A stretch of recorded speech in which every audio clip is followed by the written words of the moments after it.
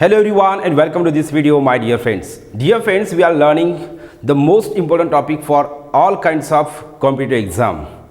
तर विद्यार्थी मित्रांनो, मी राहुल नाईकोडे सर आपल्या सर्वांचं या व्हिडिओमध्ये खूप खूप स्वागत करतो. तर मित्रांनो, आपण एमपीएससी परीक्षेसाठी अत्यंत महत्त्वाचा असणारा जो टॉपिक आहे तर त्या टॉपिकचं नाव आहे सब्जेक्ट आणि व्हर्ब ॲग्रीमेंट. हा टॉपिक आपण या टॉपिकची जी व्हिडिओ सिरीज सुरू केलेली आहे तर या व्हिडिओ सिरीजमध्ये मागे आपण जवळजवळ 4 व्हिडिओज आपण घेतलेले आहेत. तर या 4 व्हिडिओजमध्ये आपण सगळे बेसिक प्लस त्याच्यामध्ये जे या टॉपिकचे महत्त्वाचे नियम आहेत तर ते नियम आपण मागच्या काही व्हिडिओजमध्ये घेतलेले आहेत.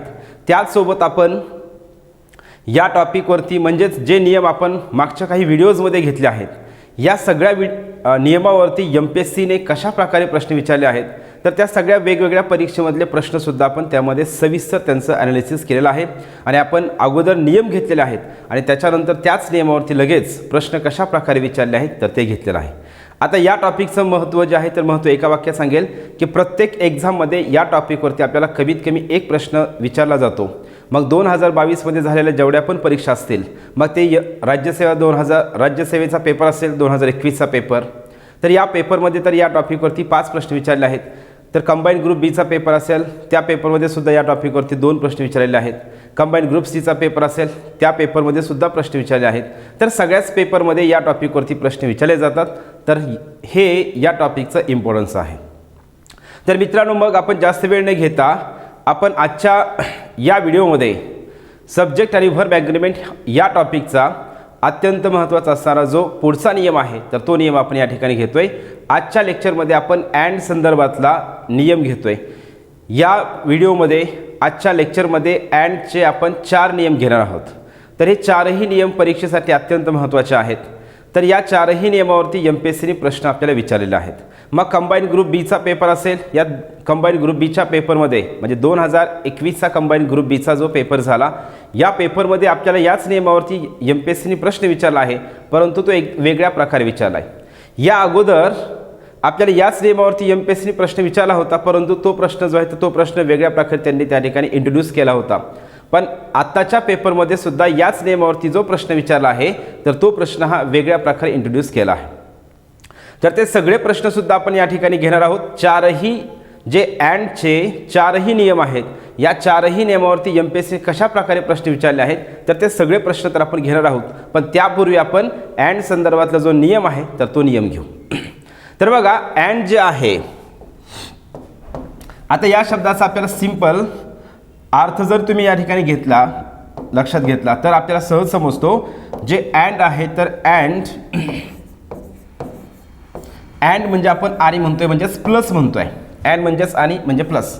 मग या ठिकाणी लक्षात काय ठेवायचं बघा, आपण अगोदरच्या लेक्चरमध्ये जे रूल्स पाहिलेले आहेत 2 कर्ते जे आहेत तर मग ते or nor either or neither nor not only but ऑल्सोने जोडले असतील तर हेल्पिंग व्हर्ब आपण दुसऱ्या कर्तेनुसार घेतो.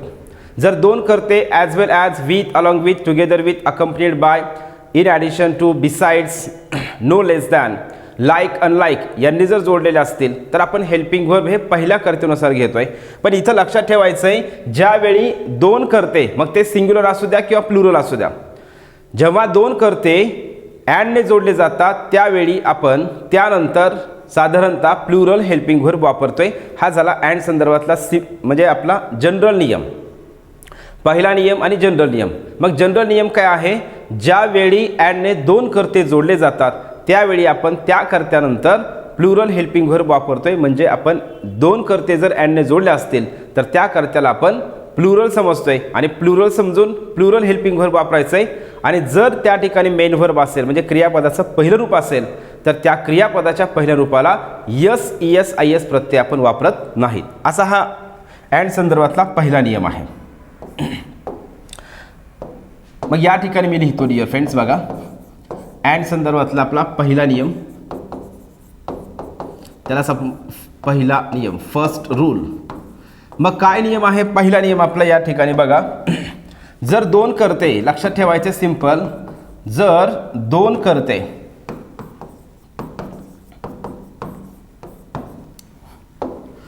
कर्ते अँडने जोडले असतील जर 2 कर्ते अँडने जोडले असतील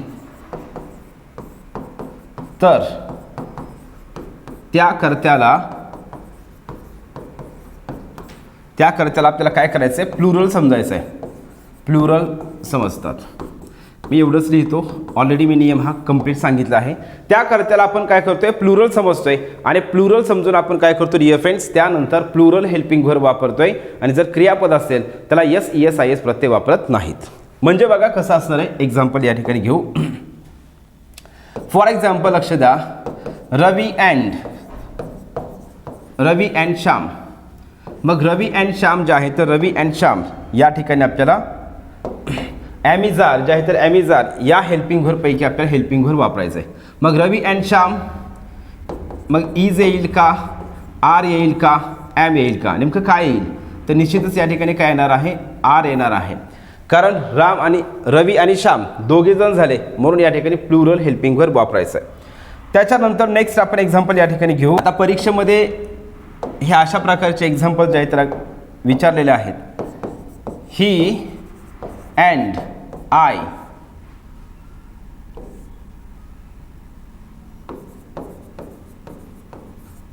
ही and I are dash dash happy. मग या ठिकाणी आपल्याला ॲमिजार वापरायचं आहे. काय वापरायचं आहे बघा, एम इज आर वापरायचं आहे. मग तुम्हाला इथं ॲमिजार वापरायचं आहे, तर ॲमिजार वापरत असताना तुम्ही काय वापरणार, हा प्रश्न एमपीएससीने आपल्याला विचारलेला आहे. डिपार्टमेंट PSIच्या पेपरमध्ये हा प्रश्न याच्यावरती प्रश्न विचारला आहे. आपण तो प्रश्न पुढे घेणार आहोत. ही अँड आय, तो आणि मी. मग या ठिकाणी डिअर फ्रेंड्स आपण मग ज्याला नियम माहीत नसेल तर ते विचार काय करणार, या ठिकाणी ॲम वापरण्याचा प्रयत्न करणार आणि प्रयत्न म्हणण्यापेक्षा ते ॲम हे जे आहे तर हे ऑप्शन सिलेक्ट करणार. पण त्याचा 1 मार्क कमी, 1 मार्क जाणार आहे. कारण ही अँड आय, तो आणि मी जर समजून घेतला आपण तो आणि मी, तर या ठिकाणी काय होतात, अनेक वचन होत आहे आणि म्हणून या ठिकाणी काय वापरायचं आहे, ही अँड आय, आर म्हणायचं आहे, ॲम म्हणायचं नाही. कारण आपण लहानपणापासून हेच लक्षात ठेवलेलं आहे, आय आलं तर आयच्या नंतर आपण ॲम वापरतोय. पण तसं नाही डिअर फ्रेंड्स, या ठिकाणी तुम्हाला लक्षात ठेवायचं आहे, ही अँड आय, तो आणि मी, दोन कर्ते आहेत. दोन कर्ते जर अँडने जोडले असतील तर त्या ठिकाणी बिनधास्त काय करायचं आहे, प्लुरल हेल्पिंग व्हर्ब आपल्याला वापरायचं आहे. त्याच्यानंतर नेक्स्ट बघा, मग या ठिकाणी कुठलंही असू द्या, शी अँड ही असू द्या, शी अँड ही, इथं पण आपण आरच वापरणार आहोत, तो आणि ती आणि तो. त्याच्यानंतर या ठिकाणी ही अँड दे असेल तरी देखील आपण या ठिकाणी काय करतोय, आरच वापरतोय. त्याच्यानंतर Ajay and Atul are great singers. Ajay and Atul are great singers, या ठिकाणी पण आपण काय म्हणतोय, आर म्हणतोय. तर अशा प्रकारे हा पहिला या टॉपिकचा नियम आहे. ज्यावेळेस आपण व्हर्ब संदर्भातला नियम लक्षात ठेवायचा आहे, तर व्हर्ब संदर्भातला नियम लक्ष द्या. ही अँड आय वर्क हार्ड. मग या ठिकाणी आपल्याला वर्क वापरायचं आहे, मेन व्हर्ब वापरायचं आहे. तर मेन व्हर्ब वापरतोय आपण वर्क, पण त्याला यस प्रत्यय लावत नाहीत कारण तो आणि मी हे प्लुरल आहे. त्यामुळे या ठिकाणी क्रियापदाला es E S I S प्रत्यय वापरला जाणार नाही. त्याच्यानंतर नेक्स्ट बघा, she and he for 3 hours every day. मग या ठिकाणी काय, स्टडी हे क्रियापद आपल्याला वापरायचं आहे. मग शी अँड ही, मग स्टडी म्हणायचं का स्टडीज म्हणायचं का STUDY यस म्हणायचं आहे, अशा प्रकारचा इथं आपल्याला प्रश्न आहे. मग निश्चितच डिअर फ्रेंड्स बघा, ही शी अँड ही, मग या ठिकाणी दोन कर्ते आहेत. दोन कर्ते कशाने जोडलेत, अँडने जोडले आहेत. जर दोन कर्ते अँडने जोडले असतील तर आपण त्याला काय करतो, प्लुरल समजतोय आणि प्लुरल समजून आपण त्या ठिकाणी प्लुरल हेल्पिंग व्हर्ब, आणि जर व्हर्ब असेल तर त्या क्रियापदाला आपण yes E S I S प्रत्यय वापरत नाहीत. आणि म्हणून या ठिकाणी डिअर फ्रेंड्स आपलं उत्तराचं ऑप्शन आहे तर ते आहे स्टडी हे ऑप्शन असणार आहे. मग स्टडीज असेल का नाही, मग आपला नियम जर परफेक्ट असेल तर आपण एका सेकंदामध्ये उत्तरापर्यंत पोहोचतोय, आपला जास्त वेळ लागत नाही आणि आपला वेळ पण त्यामध्ये पेपरमध्ये जात नाही. तर या ठिकाणी स्टडीज हे दोन्हीही चुकीचं आहे. आता याच्यामध्ये आपण पहिल्या व्हिडिओमध्ये पाहिलेलं आहे की yes E S I S प्रत्यय लावत असताना त्या संदर्भातले जे नियम आहेत तर ते नियम आपण त्या ठिकाणी घेतलेले आहेत. तर हे स्टडी आहे आणि त्याच्यानंतर यस वापरणं हे चुकीचं आहे. ठीक आहे, तर याचं उत्तर काय असणार आहे? स्टडी, STUDY, स्टडी हे या ठिकाणी ऑप्शन येईल. तर अशा स्वरूपातला नियम आपल्याला इथं लक्षात ठेवायचा आहे. आता आपण मागच्या लेक्चरमध्ये मी तुम्हाला पेअर वर्ड्स सांगितले होते. मग पेअर वर्ड्स जे आहेत तर पेअर वर्ड्स लक्षात ठेवायचे आहेत. बोथ असेल तर बोथ सोबत अँड वापरतोय, नायदर असेल तर नायदर सोबत नॉर, आयदर असेल तर आयदर सोबत ऑर वापरतोय. तर हे आपले नॉट ओनली असेल तर त्यासोबत बट ऑल्सो वापरतोय. मग हे बोथ अँड, आता याच्या नावातच आहे बोथ अँड, हे प्लुरल आहे. आपण मागच्या व्हिडिओमध्ये घेतलेलं आहे. बोथ अँड हे प्लुरल आपण वापरतोय. आता हा झाला आपला या टॉपिकचा पहिला आणि या ठिकाणी बेसिक नियम. मात्र अँड संदर्भातले जे पुढचे नियम आहेत डिअर फ्रेंड्स, तर ते काय आहेत? आता अपवाद नियम आहेत. अगोदर हे समजून घेऊ आपण. अँड संदर्भातला अपवाद नियम म्हणजेच मी त्याला म्हणतो 0 to. सेकंड नियम जो आहे तर सेकंड नियम काय आहे? तर सेकंड नियम समजून घ्या. जर दोन कर्ते अँडने जोडले असतील आणि त्यामधून जर एकवचनी बोध होत असेल, सिंग्युलर बोध होत असेल, तर आपण त्या ठिकाणी काय करतोय? त्या कर्त्यानंतर आपण सिंग्युलर हेल्पिंग व्हर्ब वापरतोय. म्हणजे त्या कर्त्याला आपण एकवचन समजतोय आणि एकवचनी समजून एकवचनी म्हणजे सिंग्युलर हेल्पिंग व्हर्ब वापरतोय. आणि जर त्या ठिकाणी क्रियापद असेल तर त्या क्रियापदाला SES IS प्रत्यय वापरतोय. मग हे नेमका नियम कसा आहे? दोन नाऊन आहेत म्हणजे ते दोन्ही नाऊन जरी सिंग्युलर असले तरी पण त्या ठिकाणी जर त्यामधून एकवचनी बोध होत असेल तर आपण त्या ठिकाणी काय करतो डिअर फ्रेंड्स? त्याला सिंग्युलर समजतोय आणि सिंग्युलर समजून आपण सिंग्युलर हेल्पिंग व्हर्ब वापरतोय. मग या ठिकाणी मी तुम्हाला एकदम सिंपल एक्झाम्पल देईल. आणि जे एक्झाम्पल किंवा जे वाक्य पेपरमध्ये पण सातत्याने विचारलं जातं. पहिलं वाक्य मी या ठिकाणी देईल म्हणजे आपल्याला लक्षात येईल, समजेल यासाठी. राईस आणि करी. आता लक्ष द्या, राईस आणि करी हे आपल्या सगळ्याला तर माहीत आहे. राईस अँड करी, बघा राईस अँड करी. अगोदर आपण समजून घेऊ. राईस अँड करी जे आहे तर राईस म्हणजे भात आहे, करी म्हणजे आमटी आहे. राईस हे वेगळं नाऊन झालं, करी हे वेगळं नाऊन झालं. जरी हे दोन्हीही वेगवेगळे नाऊन असले तरी सुद्धा हे जोडलेले कशाने आहेत? अँडने जोडलेले आहेत. बघा हे दोन्ही नाऊन अँडने जोडले आहेत. राईस वेगळा आहे, करी वेगळा आहे. मग आपल्याला वाटतं यार भात वेगळा, आमटी वेगळी. मग आपण याला काय करतोय? अनेक वचन समजतोय. पण पुढं वाक्यामध्ये त्याचा उल्लेख काय केलाय ते समजून घ्यायचं आहे. राईस अँड करी, भात आणि आमटी जरी वेगवेगळं असलं तरी आपण काय करतोय? एकाच वाटीमध्ये म्हणजेच आपण त्याला काय करतोय? एकच डिश म्हणून आपण ते यूज करतोय. एकच डिश म्हणून आपण त्याला खातोय. तर म्हणून म्हणजे तर फूड किती झाला? डिश किती झाली? एकच झाली. भात आणि आमटी, भात वेगळा आहे, आमटी वेगळी आहे, तरी पण या ठिकाणी ती डिश किती आहे? एकच आहे. आणि म्हणून या ठिकाणी डिअर फ्रेंड्स दोन नाऊन अँडने जोडले असतील पण त्यामधून जर एकवचनी बोध होत असेल तर त्याला आपण काय करतो? सिंग्युलर हेल्पिंग व्हर्ब वापरतोय. लक्ष द्या. मग नियम काय सांगतोय? या ठिकाणी मी वाक्य लिहितो म्हणजे तुमच्या लक्षात येईल. राईस अँड करी, CURRY करी,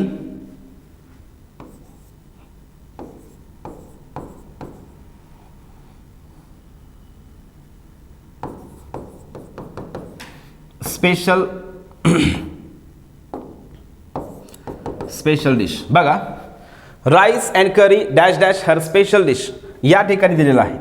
मग या ठिकाणी राईस आणि करी हे जोडले कशाने? अँडने. मग आपण काय शिकतोय? अँडने जर जोडले असेल दोन नाऊन तर त्या ठिकाणी आपण त्याला प्लुरल समजतोय. मात्र जर दोन नाऊन अँडने जोडले असतील आणि त्यामधून जर एकवचनी बोध होत असेल तर आपण सिंग्युलर हेल्पिंग व्हर्ब वापरतोय. मग भात आणि आमटी ही एकच डिश आहे. मग हे एक आहे का अनेक आहे ते समजतंय आपल्याला. याच्यामध्ये डिश हा जो शब्द आहे तर डिश हा शब्द सिंग्युलर आहे. मग हा शब्द काय? सिंग्युलर. अनेक असतं तर काय झालं असतं? डिशेस झालं असतं. आणि म्हणून लक्ष द्या, सिंपल तुम्हाला एक सिंपल सांगतो. बघा श्रीखंड आणि पुरी, श्रीखंड वेगळा आहे, पुरी वेगळी आहे, पण आपण त्याला एकच डिश म्हणून खातोय. त्याच्यानंतर नेक्स्ट दुसरं काय असणार आहे dear friends? Bread and butter. Bread आहे त्याच्यावरती आपण बटर लोणी लावून आपण खातोय. ब्रेड आणि बटर, ब्रेड वेगळा आहे, बटर वेगळा आहे, पण आपण ते फूड एकच म्हणून खातोय. म्हणून या ठिकाणी त्याला काय करायचं आहे? त्यामधून एकवचनी बोध होतोय आणि म्हणून त्या कर्त्याच्या नंतर सिंग्युलर हेल्पिंग व्हर्ब वापरायचं आहे. मग राईस अँड करी जे आहे तर rice and curry is her special dish असं या ठिकाणी येतं आहे. त्याच्यानंतर नेक्स्ट बघा bread and butter bread and butter.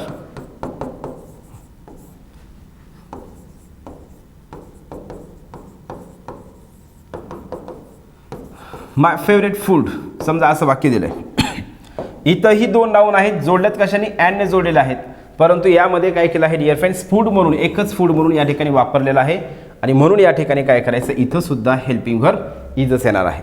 आताचा जो कंबाईन ग्रुप बीचा पेपर झाला, या कंबाईन ग्रुप बीच्या पेपरमध्ये आपल्याला वाक्य असं दिलं आहे, मिल्क अँड. कंबाईन ग्रुप बीचा पेपर 2021चा कंबाईन ग्रुप बीचा पेपर, या पेपरमध्ये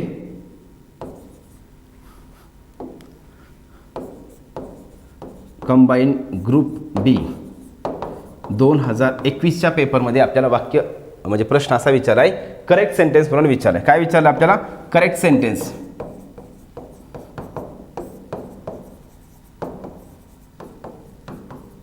मग वाक्य काय दिले बघा, milk and honey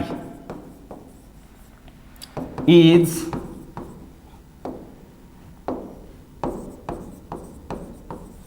nourishing food. Nourishing food या ठिकाणी हे झालं ए, आणि दुसरं वाक्य असंच दिलं आहे, मिल्क अँड हनी. हनी म्हणजेच मध म्हणतोय, अ नरिशिंग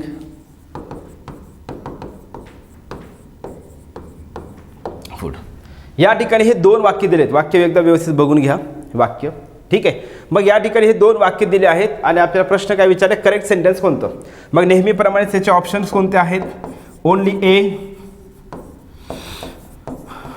ओनली बी, दोन्ही, मी शॉर्टकट लिहितो बोथ, आणि नंतर नायदर, म्हणजे दोन्हीही बरोबर आहेत आणि दोन्हीही चुकीचे आहेत. मग हे जर तुम्ही या ठिकाणी बघा, आपली कॉन्सेप्ट जर क्लिअर असेल तर आपण या ठिकाणी आपण सहज उत्तरापर्यंत पोहोचतोय. या ठिकाणी पहिली गोष्ट सगळ्यात लक्षात ठेवायची आहे, ती म्हणजे कोणती, आपण अ आर्टिकल आणि ॲन आर्टिकल, अ आर्टिकल आणि ॲन आर्टिकल हे कशासाठी वापरतोय, एक व्यक्ती किंवा एक वस्तू दर्शवण्यासाठी. अ आर्टिकल किंवा ॲन आर्टिकल हे आपण एक वस्तू किंवा एक व्यक्ती दर्शवण्यासाठी वापरतोय. मग या ठिकाणी वापरलंय काय बघा, इथं या वाक्यामध्ये अ आहे. जर अ आर्टिकल वापरलं असेल तर या ठिकाणी आता आर आपण काय करतोय, प्लुरल हेल्पिंग व्हर्ब आहे हे, म्हणजे मिल्क अँड हनी यांचा जर सिंग्युलर बोध केला असेल, एकवचनी बोध केला असेल, तर या वाक्यामध्ये आर येणार आहे का, आर येणार नाही. आणि जर हे प्लुरल असेल तर या ठिकाणी अ आर्टिकल येईल का, येणार नाही. म्हणजे आर्टिकल आणि जे हेल्पिंग वर्ब आहे तर याचं ॲग्रीमेंट या ठिकाणी बरोबर नाही. यातून सिंपल आपल्याला समजतंय, अ आर्टिकल किंवा ॲन आर्टिकल जर असेल तर त्यामधून एक व्यक्ती असू द्या किंवा एक वस्तूचा बोध होत असतोय. मग या ठिकाणी अ आर्टिकल आहे म्हणजे ती वस्तू एकच आहे असं त्या ठिकाणी याचा अर्थ होतो. पण या ठिकाणी हेल्पिंग व्हर्ब तर आर वापरलंय आणि मग आर हे प्लुरल हेल्पिंग व्हर्ब आहे, म्हणून या ठिकाणी दुसरं जे वाक्य आहे तर दुसरं वाक्य हे अशा अर्थाने चुकीचं आहे. मग पहिलं वाक्य बघा, milk and honey is a nourishing food. मग या वाक्यामध्ये अ आर्टिकल आहे, बरोबर आहे, इज बरोबर आहे का हे आपल्याला ठरवायचं आहे. तर या वाक्यामध्ये बघा फूड हा शब्द शेवटी आहे. फूड हा शब्द या ठिकाणी पुन्हा एकदा तसाच दिलेला आहे, सिंग्युलर शब्द आहे आणि सिंग्युलर असल्यामुळं या ठिकाणी काय करायचं डिअर फ्रेंड्स, मग मिल्क आणि हनी, दूध आणि मध हे काय आहेत, नरिशिंग फूड आहेत, म्हणजे पोषक फूड आहेत. तर या ठिकाणी मिल्क आणि हनी म्हणजे हे मिक्स करून या ठिकाणी जे आहे तर या ठिकाणी एकच फूड आहे डिअर फ्रेंड्स, आणि म्हणून या ठिकाणी जे इज वापरलं आहे तर हे इज पण या ठिकाणी बरोबर आहे. मग लक्षात आलं असेल, दोन नाऊन आहेत, वेगवेगळे जरी नाऊन असते तरी पण ते अँडने जोडले आहेत आणि त्याच्यामधून जर एक वचनी बोध होत असेल तर आपण त्याला काय करतो, सिंग्युलर समजतो. आपल्याला या ठिकाणी हे लक्षात ठेवायचं आहे. तर हा झाला नियम बघा या संदर्भातला. आपण या सगळ्याच नियमावरती जे वाक्य जे MPSCने प्रश्न विचारले आहेत तर ते प्रश्न आपण हे सगळे अँडचे नियम झाल्याच्या नंतर आपण लगेच घेणार आहोत. बघा हा झाला अँडचा दुसरा नियम. अँडचा आता पुढचा तिसरा नियम काय आहे अँड संदर्भातला, तर अँडचा तिसरा नियम आहे डिअर फ्रेंड्स, या ठिकाणी दोन नाऊन जर अँडने जोडले असतील मग ते सिंग्युलर असतील. दोन नाऊन जर अँडने जोडले असतील आणि त्या दोन्ही नाऊनसाठी फक्त पहिल्या एकाच नाऊनच्या पूर्वी जर आर्टिकल वापरला असेल तर आपण त्या कर्त्याला सिंग्युलर समजतोय. मग काय लिहिलंय बघा, जर दोन नाऊन अँडने जोडले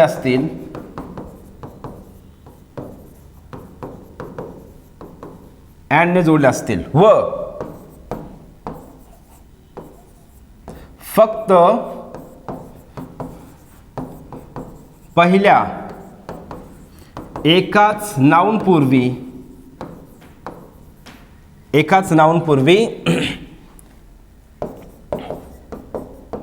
आर्टिकल असेल. आता याच्यामध्ये दोन्ही असतं, लक्ष द्या. आर्टिकल पण असते आणि पॉझिटिव्ह, या ठिकाणी लक्ष द्या. आर्टिकल पण असते आणि पॉझिटिव्ह ॲडजेक्टिव्ह पण असते. आपण त्या पॉझिटिव्ह ॲडजेक्टिव्ह संदर्भातला नियम आपण सेपरेट घेणार आहोत, कारण त्याच्यामध्ये काही अपवाद आहेत. त्यामुळं आर्टिकल असेल, एकच आर्टिकल असेल, फक्त पहिल्या नाऊन पूर्वीच आर्टिकल असेल, तर त्या कर्त्याला आपण काय समजतो डिअर फ्रेंड्स? सिंग्युलर समजतात. त्या कर्त्याला सिंग्युलर समजतात. मग सिंग्युलर समजतात आणि त्यानंतर आपण सिंग्युलर हेल्पिंग व्हर्ब वापरतोय. मग सिंपल नियम काय आहे? दोन नाऊन आहेत, ते जोडलेत कशाने? अँडने जोडलेले आहेत. पण त्या दोन्ही नाऊनसाठी फक्त पहिल्या एकाच नाऊनच्या पूर्वी एकच आर्टिकल वापरला असेल तर आपण त्या कर्त्याला सिंग्युलर समजतो आणि सिंग्युलर समजून आपण त्या ठिकाणी सिंग्युलर हेल्पिंग व्हर्ब वापरतोय. आणि जर त्या ठिकाणी क्रियापदाचं पहिलं रूप असेल तर निश्चितच त्या क्रियापदाला आपण काय करणार आहोत? ES प्रत्यय आपण वापरतो. तर हा नियम आहे. मग याचे आपण एक्झाम्पल सिंपल या ठिकाणी घेऊ. मग बघा, या ठिकाणी लक्ष द्या डिअर फ्रेंड्स. याच नियमावरती MPSCने आपल्याला प्रश्न विचारला. आता 2021चा जो कंबाईन ग्रुप बीचा पेपर झाला, या पेपरमध्ये आपल्याला याच नियमावरती प्रश्न MPSCने विचारला आहे. याच्या अगोदरही विचारला होता, परंतु 2021च्या कंबाईन ग्रुप बीच्या पेपरमध्ये त्यांनी जो प्रश्न विचारला आहे तर तो वेगळ्या प्रकारे इंट्रोड्यूस केला आहे. म्हणून मी तुम्हाला वारंवार हे सांगतोय, आता इंग्लिशला पाठांतर चालत नाही डिअर फ्रेंड्स. इंग्लिशला तुम्हाला समजून घ्यावं लागणार आहे. प्रत्येक नियम जो आहे तो समजून घ्यावा लागतोय. आणि आपल्याला अशा प्रकारचे जे प्रिव्हियस इयर क्वेश्चन्स असतात, PYQs, याचा आपण स्टडीसुद्धा करणं गरजेचं आहे. याचा आपण अभ्यास करणं गरजेचं आहे. त्याचा आपण ॲनालिसिस करणं गरजेचं आहे. आणि ॲनालिसिस करत असताना बरेच विद्यार्थी काय करतात? 2 नंबरचा प्रश्न, त्याचं उत्तर डायरेक्ट 3. मग समजा 2 नंबरचा प्रश्न आहे, त्याचं उत्तर 3 आहे. मग बाकीचे जे ऑप्शन आहेत तर बाकीचे ऑप्शन्स का चुकले याचं पण आपण त्या ठिकाणी थोडासा विचार करणं गरजेचं आहे.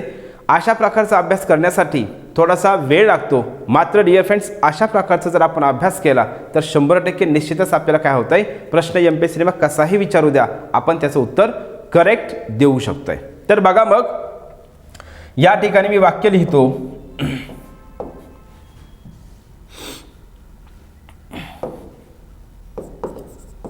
The singer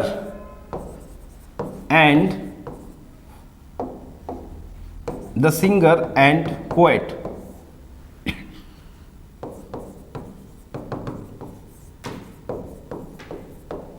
coming here. अशा प्रकारचं वाक्य आहे. याच्यामध्ये आपल्याला हेल्पिंग व्हर्ब वापरायचं आहे. am is are. आपण प्रेझेंट टेन्समध्ये आपण समजा am is are वापरायचं. ठीक आहे. आणि चौथा ऑप्शन आहे समजा हॅज. बघा, आपल्याला इथं समजतंय, इथं कमिंग ING आहे, म्हणजेच या ठिकाणी हॅज येणार आहे का? नाही येणार. त्याच्यानंतर या ठिकाणी ॲम हे कोणासाठी वापरतोय? फक्त आय साठी वापरतोय. मग हे येणार आहे का? नाही. मग इज वापरायचं का आर वापरायचं? आणि नियम लक्ष द्या काय सांगतोय. 2 नाऊन आहेत, 2 नाऊन. सिंगर एक नाऊन आहे सिंगर आणि दुसरं नाऊन आहे पोएट. मग हे 2 नाऊन कशाने जोडलेत? ॲडने जोडले आहेत. आणि ह्या दोन्ही नाऊनसाठी आर्टिकल किती आहे? इथं एकच आर्टिकल आहे. बरं, याच्यामध्ये असं नाही सांगितलं फक्त द आर्टिकलच असावं, असं काही नाही. आर्टिकल असू द्या, ॲन असू द्या, द असू द्या. पण या दोन्ही नाऊनसाठी जर एकच आर्टिकल वापरलं असेल तर आपण त्याला काय करतो? सिंग्युलर समजतो आणि सिंग्युलर समजून सिंग्युलर हेल्पिंग व्हर्ब वापरतो. म्हणजे या ठिकाणी 100% बरोबर काय येत आहे? इज येत आहे. तुम्हाला वाक्याचा अर्थ लावत बसायची गरज नाही. तुम्हाला सिंपल काय करायचं? नियम आपण त्या ठिकाणी लक्षात ठेवायचा आहे. नियम पाहायचा आहे. 2 नाऊन आहेत, अँडने जोडलेले आहेत, बरोबर आहे. मग दोन्ही नाऊनसाठी आर्टिकल किती वापरलंय? एकच आर्टिकल वापरलंय. कोणतं वापरलंय? तर द आर्टिकल वापरलंय. आणि म्हणून या ठिकाणी एकच आर्टिकल जर असेल तर नियम आपला क्लिअर आहे. तर एकच आर्टिकल जर असेल तर हेल्पिंग व्हर्ब आपल्याला काय करायचं आहे? सिंग्युलर हेल्पिंग व्हर्ब वापरायचं आहे. आणि म्हणून आपण या ठिकाणी इज जे आहे तर इज हे या ठिकाणी यूज करतोय. त्याच्यानंतर मी अशाच स्वरूपाचं एक वाक्य आणखी घेतो. बघा, हां, याचा अर्थ काय होतो डिअर फ्रेंड्स? ज्यावेळेस हे असं वापरलं जातं याचा अर्थ काय होतो? तर आपण याला सिंग्युलर समजतोय हे ठीक आहे, पण याला सिंग्युलर का समजतोय? तर त्याचा अर्थ असा होतो ते दोन्ही जरी सिंगर आणि पोएट हे एकच व्यक्ती आहेत, ते वेगवेगळे व्यक्ती नाहीत. आता तुम्ही पाहिलं असेल, आता बॉलिवूड जे आहे तर बॉलिवूडमध्ये असे कितीतरी व्यक्तिमत्व आहेत, किंवा क्रिकेटमध्ये पण तर असे कितीतरी प्लेयर्स आहेत. तर ते प्लेयर्स काय बॅट्समन पण आहेत, बॉलर पण आहेत, कॅप्टन पण असतात, त्याच्यानंतर त्या ठिकाणी चांगल्या प्रकारचे बॅट्समन पण असतात. म्हणजे एकच व्यक्ती परंतु ते वेगवेगळ्या त्या ठिकाणी त्याच्याकडे क्वालिटीज असतात. मग आता बॉलिवूडमध्ये असे काही व्यक्ती आहेत, असे काही ॲक्टर आहेत, तर ते ॲक्टर पण आहेत, ते सिंगर पण आहेत, ते डिरेक्टर पण आहेत, ते प्रोड्युसर पण आहेत. म्हणजे व्यक्ती एकच आहे पण त्याचे 4 रोल आहेत. Actor, singer, director, producer. एकच व्यक्ती 4 प्रकारचे रोल करतो. मग या ठिकाणी जरी आपण ॲक्टर वापरलं, सिंगर वापरलं, डिरेक्टर वापरलं, प्रोड्युसर वापरलं, पण तो व्यक्ती किती आहे? या ठिकाणी ते एकच व्यक्ती आहे. मग 2 नाऊन आहेत पण ते ॲडने जोडले असतील आणि त्या दोन्ही नाऊनसाठी जर एकच आर्टिकल वापरला असेल तर त्याला आपण काय करतोय? सिंग्युलर समजतोय. का समजतोय? कारण तो व्यक्ती एकच आहे. म्हणजे आत्ताच्या वाक्यामध्ये सिंगर आणि पोएट हा एकच व्यक्ती आहे, हे 2 व्यक्ती नाहीत. त्याचे ते 2 क्वालिटीज आहेत. तो सिंगिंग पण करतोय आणि तो पोएट पण आहे. हे अशा प्रकारे हे लक्षात ठेवायचं. हे का लक्षात ठेवायचं आहे? तर MPSC आपल्या त्यावरती प्रश्न विचारलेला आहे. कसा विचारला आहे आपण तो पुढे घेऊ, पण आता सध्या आणखी एक मी वाक्य एक्झाम्पल या ठिकाणी घेतो बघा. या ठिकाणी next, the poet and philosopher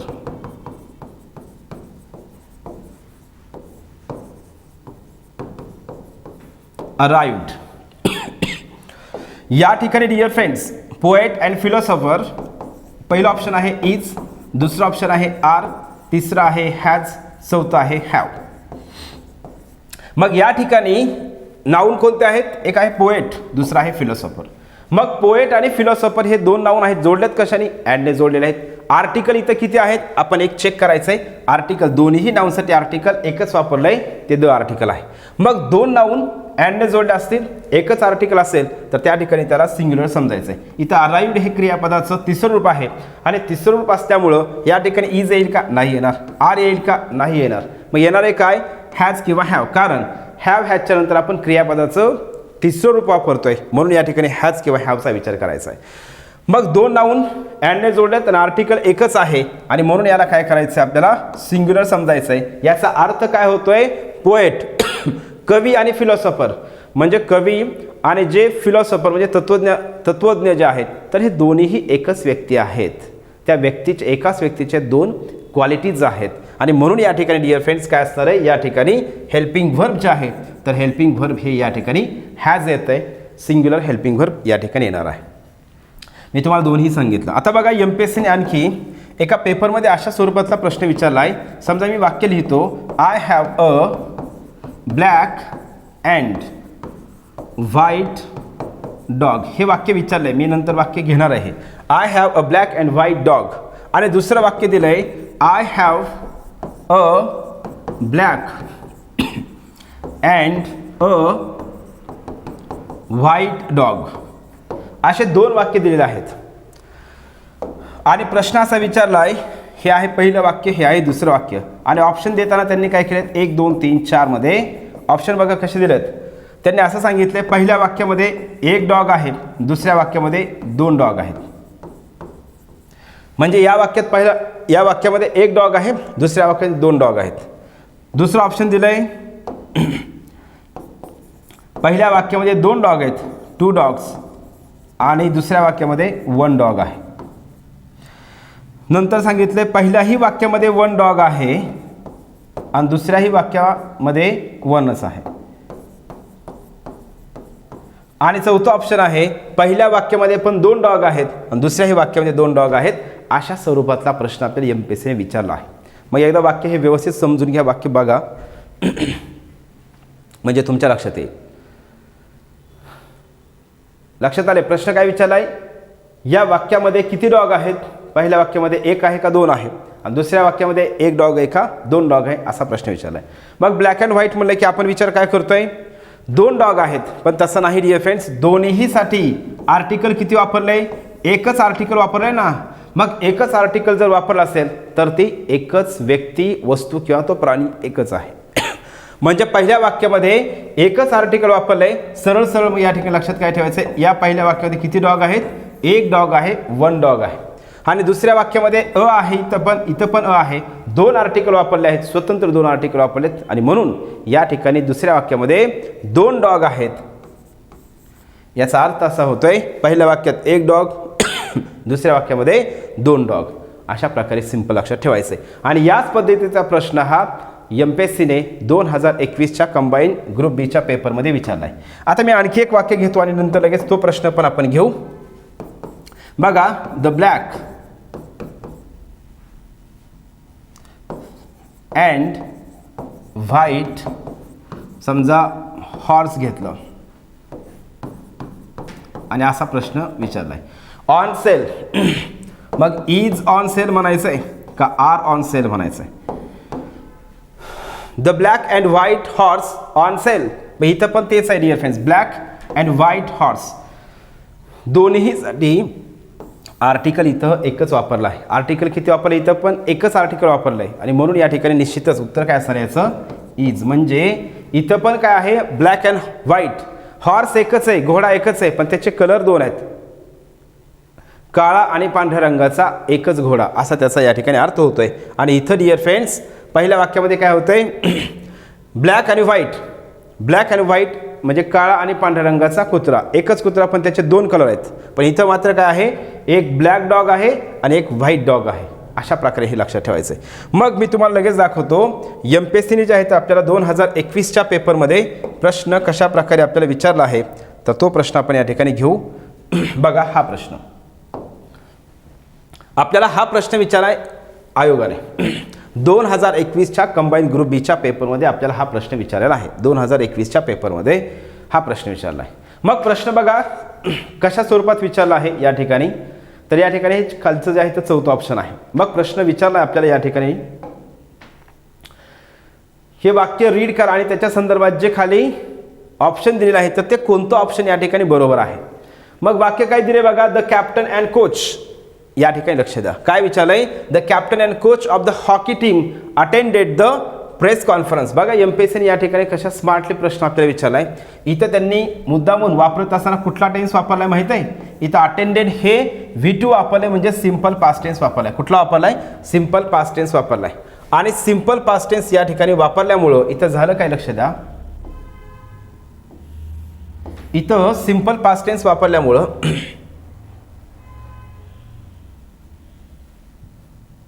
ठीक आहे, या ठिकाणी जे आहे तर अटेंडेड सिंपल पास्ट टेन्स वापरल्यामुळे त्यांना हेल्पिंग व्हर्ब वापरायची गरज पडली नाही, कारण आपण सिंपल पास्ट टेन्समध्ये हेल्पिंग व्हर्ब वापरत नाहीत. आता मी हे असं का सांगतोय? कारण जर त्यांनी तिथं हेल्पिंग व्हर्ब वापरलं असतं तर आपल्याला समजलं असतं की हे कॅप्टन आणि कोच हे व्यक्ती एक आहे का वेगवेगळे आहे, म्हणजे सहज विद्यार्थ्याला समजलं असतं. म्हणून या ठिकाणी त्यांनी काय केलं? सेकंड फॉर्म वापरलं क्रियापदाचं, तिथं हेल्पिंग व्हर्बचा विषय येतच नाही. मग आपल्याला प्रश्न असा विचारला आहे या वाक्यामध्ये, द कॅप्टन अँड कोच, हे कॅप्टन आणि कोच जे आहेत तर हे 2 व्यक्ती आहेत का एकच व्यक्ती आहे, अशा स्वरूपातला प्रश्न विचारला आहे. मग मित्रांनो या ठिकाणी आपण सहज समजू शकतोय, आपला आत्ताचाच नियम झालाय, 2 नाऊन आहेत, अँडने जोडले असतील आणि त्या दोन्ही नाऊनसाठी जर एकच आर्टिकल वापरला असेल तर आपण त्याला काय करतोय? सिंग्युलर समजतोय. मग या ठिकाणी द आर्टिकल आहे, एकच आर्टिकल आहे. कॅप्टनसाठी आणि कोचसाठी या दोन्ही नाऊनसाठी एकच आर्टिकल वापरलंय. याचा अर्थ असा होतो हे दोन्ही व्यक्ती एकच आहेत, ते वेगवेगळे व्यक्ती नाहीत. ते दोन्हीही एकच व्यक्ती आहेत, ते वेगवेगळे व्यक्ती नाहीत. म्हणजे कॅप्टन पण तोच आहे आणि कोच पण तोच आहे. अशा प्रकारे या ठिकाणी वाक्य आहे. आणि मग प्रश्न आपल्याला ऑप्शन्स काय दिलेले आहेत बघा, captain and coach are 2 different persons. मग दिलेल्या वाक्यामध्ये कॅप्टन आणि कोच हे वेगवेगळे 2 व्यक्ती आहेत. पुढचा प्रश्न आहे captain and coach is the same person, म्हणजे दुसरा ऑप्शन आहे कॅप्टन आणि कोच हा तोच व्यक्ती आहे, म्हणजे एकच व्यक्ती आहे. इथं सांगितलं captain and coach are enemies of each other, हे वेगळं दिलंय. कॅप्टन आणि कोच हे दोघं एकमेकाचे शत्रू आहेत. आणि captain and coach are friends, captain आणि कोच हे फ्रेंड्स आहेत. इथं याचा काही संबंधच नाही, ह्या 2 ऑप्शनचा विषय नाही. हे 2 ऑप्शन खालचे जे आहेत तर हे वेगळे आहेत. मग या ठिकाणी आपल्याला सांगायचं आहे काय, कॅप्टन आणि कोच हा एकच व्यक्ती आहे का ते दोघं वेगवेगळे व्यक्ती आहेत? तर त्याचं उत्तर निश्चितच काय आहे, दोन्ही नाऊनसाठी आर्टिकल एकच वापरलंय आणि म्हणून या ठिकाणी ते दोन्ही एकच व्यक्ती आहेत, ते वेगवेगळे व्यक्ती नाहीत. म्हणून याचं उत्तर जे आहे त्याचं उत्तर हे captain and coach is the same person. ते दोघंही सेम एकच व्यक्ती आहेत. मग जसं मी तुम्हाला सांगितलं ॲक्टर आणि डान्सर, म्हणजे ॲक्टर पण तोच आहे आणि डान्सर पण तोच आहे, हे तुम्हाला इथं लक्षात ठेवायचं आहे. अशा स्वरूपातला प्रश्न आपल्याला MPSCने विचारलेला आहे. बघा मग लक्षात आलं असेल तुम्हाला MPSC काय करते, आपल्याला एकदम वेगवेगळ्या प्रकारे फिरून प्रश्न विचारते. या ठिकाणी लक्ष द्या, आपल्याला हा प्रश्न विचारलेला आहे MPSCने. काय म्हणजे मी आत्ता सांगितलेलं वाक्य आहे, पण फक्त तुम्हाला सांगतो हा प्रश्न कधी विचारला डिअर फ्रेंड्स. हा प्रश्न आपल्याला विचारला आहे असिस्टंट 2017च्या पेपरमध्ये. बघा प्रश्न बघून घ्या. तेच वाक्य सेम दिलेलं आहे. I have a black and white dog, I have a black and a white dog. इथं एकच आर्टिकल आहे, इथं आर्टिकल, इथं आर्टिकल. म्हणजे या ठिकाणी पहिल्या वाक्यामध्ये एकच आर्टिकल आहे दोन्ही ब्लॅक अँड व्हाईट डॉगसाठी. मग या ठिकाणी तुम्हाला लक्षात ठेवायचं आहे या वाक्यामध्ये एकच आर्टिकल आहे, म्हणजे पहिल्या वाक्यामध्ये डॉग किती आहेत, एक डॉग आहे आणि दुसऱ्या वाक्यामध्ये डॉग किती आहेत, 2 डॉग्स आहेत, कारण या ठिकाणी आर्टिकल 2 आहेत. मग इतका सिंपल प्रश्न आहे, पण बऱ्याच जणाला हा प्रश्न इथं 2017च्या पेपरमध्ये सुद्धा समजला नाही आणि आत्ताच्या 2021च्या कंबाईन ग्रुप बीच्या पेपरमध्ये बी समजलं नाही की नेमकं त्यांनी प्रश्न काय विचारला आहे. एक ऑप्शन दिले फ्रेंड, ते शत्रू आहेत, ते मित्र आहेत, एकच व्यक्ती आहे, डिफरंट पर्सन आहेत. तर इथं पण सेम तसंच आहे. काय सांगितलं, 1 dog and 2 dogs implied in the sentences. म्हणजे पहिल्या वाक्यामध्ये एक डॉग दर्शवला आहे, दुसऱ्या वाक्यामध्ये 2 डॉग दर्शवले आहेत. तर याचं उत्तर काय आहे, पहिल्या वाक्यामध्ये एक डॉग आहे, दुसऱ्या वाक्यामध्ये 2 डॉग आहेत आणि म्हणून याचं उत्तर हे पहिलं ऑप्शन आहे 1 डॉग अँड 2 डॉग्स.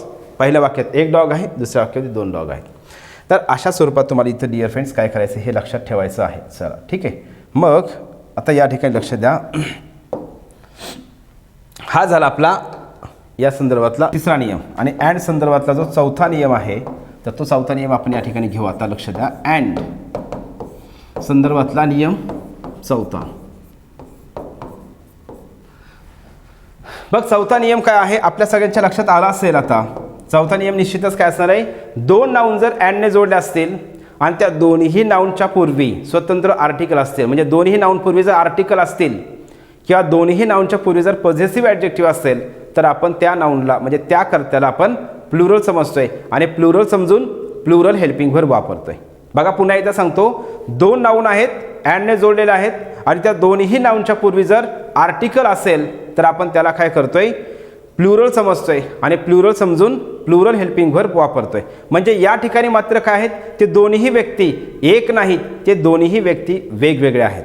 मग आपण आत्ताचं जर कंबाईन ग्रुप बीच्या पेपरमधलं जर वाक्य जर लिहायचं म्हणलं, असं जर मी वाक्य लिहिलं बघा, द कॅप्टन अँड, अगोदर मी तसंच लिहितो पहिल्यासारखं, the captain and coach COACH.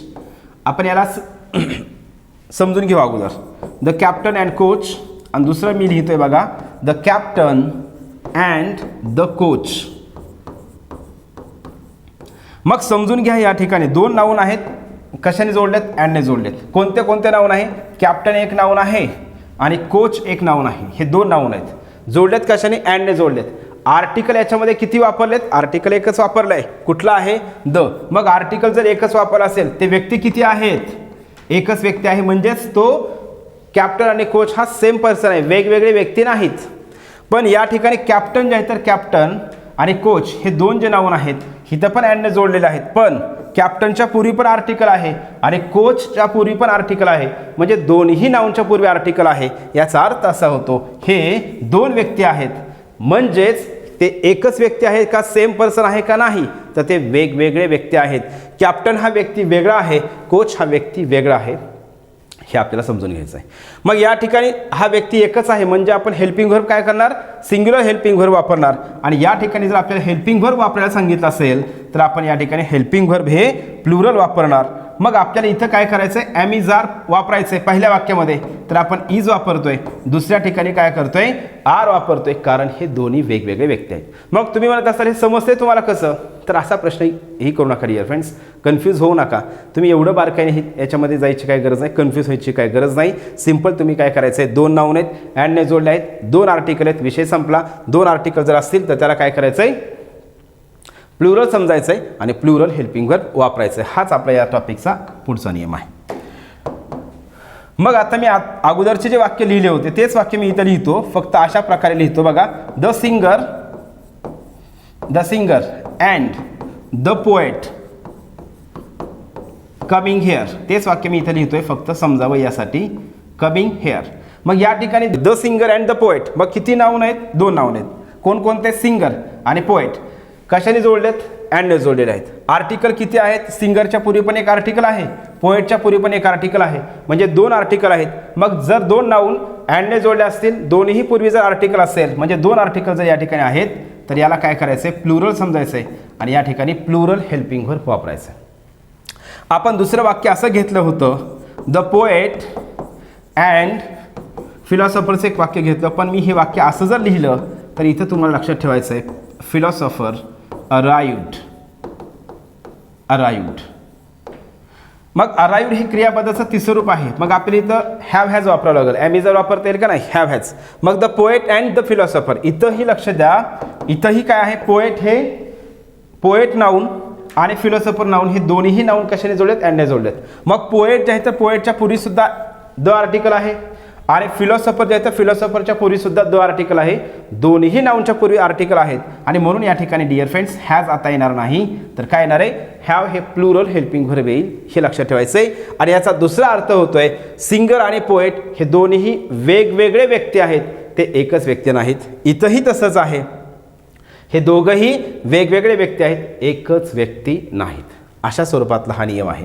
आणि याचा एक थोडासा एक्सेप्शनल आणखी एक पुढचा नियम सांगतो मी तुम्हाला. 5वा नियम म्हणजे पॉझेसिव्ह ॲडजेक्टिव्ह संदर्भातला नियम आहे. जर दोन नाऊनमध्ये मी असं सांगेल की तुम्हाला एक सिंपल समजावं यासाठी कॉमन जेंडरचे नाऊन म्हणतोय मी. काय म्हणतोय लक्ष द्या. अँड संदर्भातला पुढचा पण नियम घेऊ, त्याला मी 5वा नियम म्हणतोय, अपवाद नियम म्हणतो. तर काय? 2 नाऊन अँडने जोडले असतील, 2 नाऊन म्हणण्यापेक्षा मी काय म्हणेल 2 कॉमन जेंडरचे नाऊन म्हणतो. कुठले? Common gender noun. 2 common gender noun हे अँडने जोडले असतील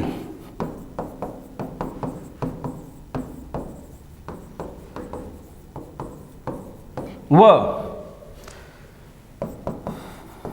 त्या दोन्ही नाऊनसाठी अँडने जोडले असतील. आपला पहिल्यासारखाच नियम समजण्यासारखा घेऊ. अँडने जोडले असतील व फक्त पहिल्या एकाच नाऊन पूर्वी फक्त पहिल्या एकाच नाऊन पूर्वी पॉझेसिव्ह ॲडजेक्टिव्ह असेल. कुठलं? पॉझेसिव्ह ॲडजेक्टिव्ह असेल. पॉझेसिव्ह ॲडजेक्टिव्ह असेल तर त्या कर्त्याला सिंग्युलर समजतात.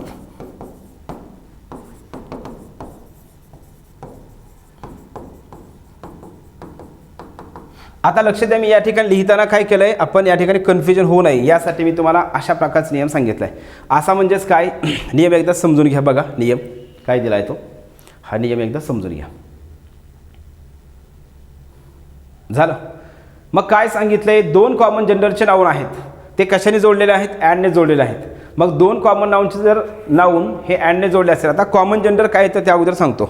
इंग्लिशमध्ये 4 जेंडर असतात. एक masculine gender, feminine gender, neuter gender आणि कॉमन जेंडर. मॅस्क्युलिन जेंडर म्हणजेच काय? मेल ॲनिमल दाखवत आहे. फेमिनाईन जेंडर फिमेल ॲनिमल दाखवत आहे. न्यूटर जेंडर म्हणजेच नायदर मेल नॉर फिमेल म्हणजेच नॉन लिव्हिंग थिंग दाखवत आहे. आणि कॉमन जेंडर म्हणजेच आपण त्याला म्हणतोय, कॉमन जेंडर म्हणजेच मेल पण दर्शवत आहे, फिमेल पण दर्शवत आहे. म्हणजे काय? डॉक्टर हे मेल पण असते, फिमेल पण असते. टीचर मेल पण आहे, फिमेल पण आहे. स्टुडंट मेल पण आहे, फिमेल पण आहे. फ्रेंड मेल पण आहे, फिमेल पण आहे.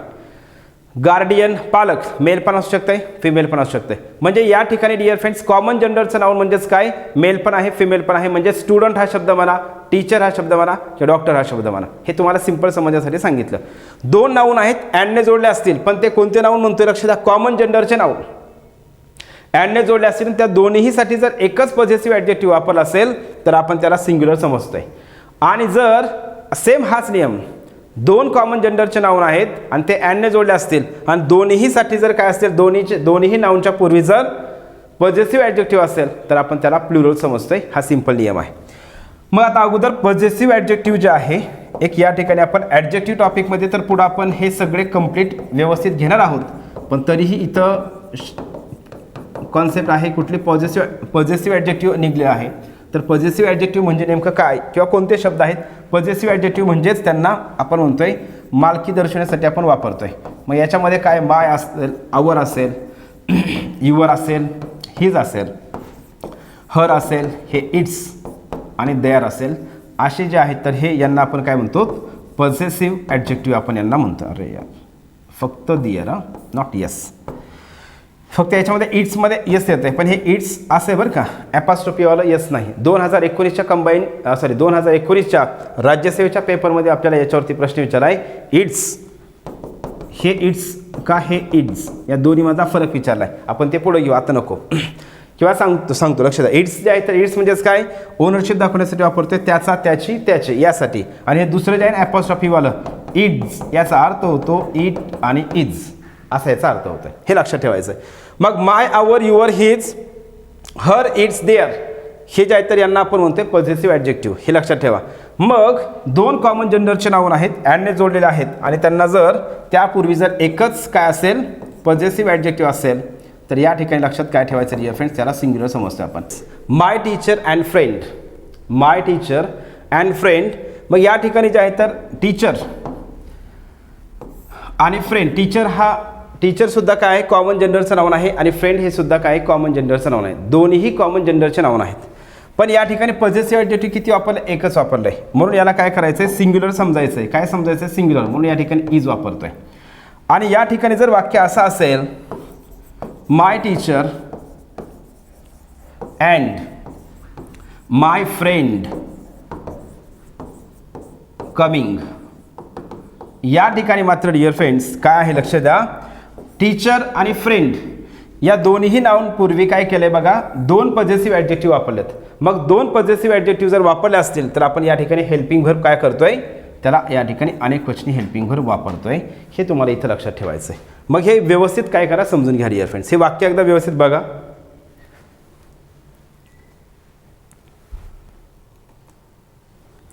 ठीक आहे बघा, हे झालं, हे लक्षात आलंय सगळ्यांना. पण याच्यामध्ये एक अपवाद आहे. MPSC काय करते आपल्याला फसवण्यासाठी बघा. आता समजा वाक्य असं दिलंय माय फादर अँड मदर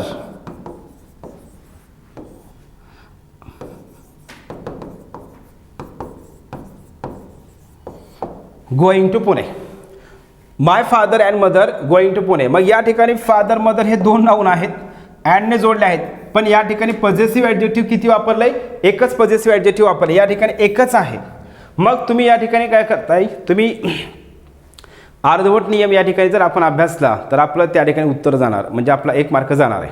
मग काय म्हणतोय मी, फादर आणि मदर या ठिकाणी पॉझिटिव्ह ॲडजेक्टिव्ह एकच आहे. मग हे विचार काय करताय, फादर आणि मदर हे या ठिकाणी एकच पॉझिटिव्ह ॲडजेक्टिव्ह वापरलंय आणि म्हणून या ठिकाणी जर तुम्ही इज वापरलं तर या ठिकाणी डिअर फ्रेंड्स निश्चितच आपलं उत्तर काय होणार आहे, चुकीचं होणार आहे. का, कारण हे फादर आणि मदर हे कॉमन जेंडरचे नाऊन आहेत. म्हणून मी त्या ठिकाणी काय केलंय, तुम्हाला सिंपल तुमचं कन्फ्युजन होऊ नये यासाठी मी तुम्हाला सिंपल काय सांगितलंय, दोन कॉमन जेंडरचे नाऊन. मग या ठिकाणी फादर हे कॉमन जेंडर नाऊन आहे का, नाही. फादर हे मॅस्क्युलिन जेंडर नाऊन आहे आणि मदर हे फेमिनाईन जेंडर नाऊन आहे.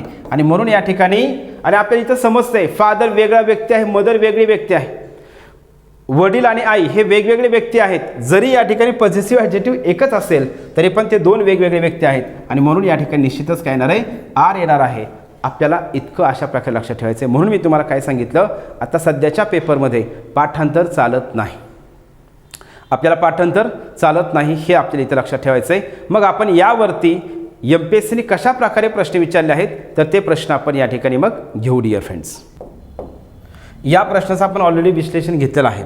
तर या ठिकाणी डिअर फ्रेंड्स मिल्क आणि हनी हे दोन जे लक्ष द्या, या ठिकाणी जे आहेत तर मिल्क आणि हनी हे दोन नाऊन अँडने जोडले आहेत. पण या दोन्हीमधून एकच सिंग्युलर बोध होतं आहे आणि म्हणून या ठिकाणी ह्याला सिंग्युलर वापरणं गरजेचं आहे. या ठिकाणी लक्ष द्या, सिंग्युलर वापरणं गरजेचं आहे.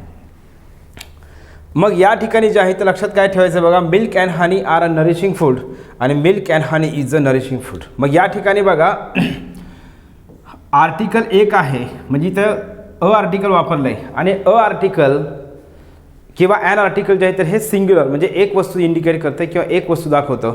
मग यामध्ये काय असणार आहे, अ आहे आणि आर आहे, हे दोन्हीही या ठिकाणी येणार नाही, म्हणून या ठिकाणी पहिलं तर चुकीचं आहे, दुसरं वाक्य या ठिकाणी बरोबर आहे. आणि या मिल्क आणि हनी या हे दोन नाऊन जे जोडलेले आहेत ॲनने, तर या ठिकाणी हे दोन नाऊन ॲनने जोडले आहेत, पण याच्यामधून एक वचनी बोध होतोय. फूड हे एक वचनी आहे, अ नरिशिंग फूड म्हणजेच दूध आणि हनी हे एक पोषक फूड आहे. तर या अर्थाने आपण या ठिकाणी डिअर फ्रेंड 2 नंबरचं वाक्य बरोबर आहे. मग कोणतं ऑप्शन बरोबर येईल, या ठिकाणी 2 नंबरचं वाक्य बरोबर आहे.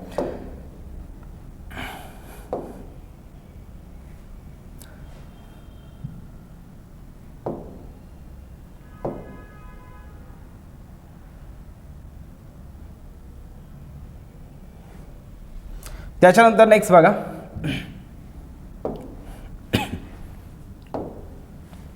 तर डिअर फ्रेंड्स हा जो प्रश्न आहे पुढचा प्रश्न बघा. या ठिकाणी जे आहे तर MPSCने प्रश्न आपल्याला विचारलेला आहे.